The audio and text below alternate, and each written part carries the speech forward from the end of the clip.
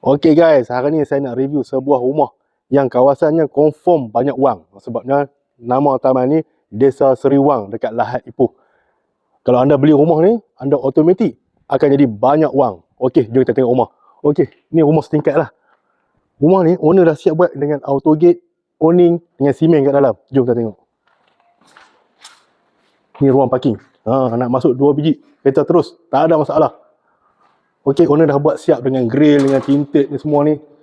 Jom kita masuk dalam. Okey guys, ini ruang tamu rumah ni. Ini ruang tamu.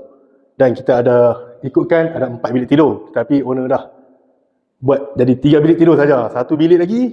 Jom kita tengok apa benda kat bilik tu. Okey. Ini adalah master bedroom. Dalam bilik ini ada toilet lah. Okey, lampu kipas semua dah lengkap dengan grill, awning semua owner bagi. Beli bawa kain baju masuk duduk aja yang perabot. Okey, ini bilik yang kedua. Ini bilik kedua untuk rumah ni. Tinggi bilik ni guys. Ini ruang makan. Ruang makan ikutkan dapur asalnya di sini. Tetapi owner dah besarkan sikit rumah ni. Dan ini bilik tidur yang ketiga. Ini ruangan yang owner dah tambah. Owner dah renovate. So yang ni ikutkan luar tapi dia dah tambah dah. Dan kita ada satu toilet di belakang.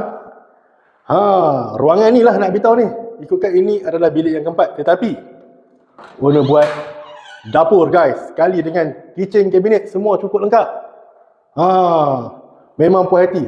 Okey, rumah ni lot Bumiputra, leasehold, keluasan 20 x 70 kaki. Kepada anda yang berminat, harga RM250,000 sahaja. Memang tak buat apa dah. Bawa kain baju, perabot, terus masuk duduk lah. Berminat, hubungi saya dengan segera. Okey, bye.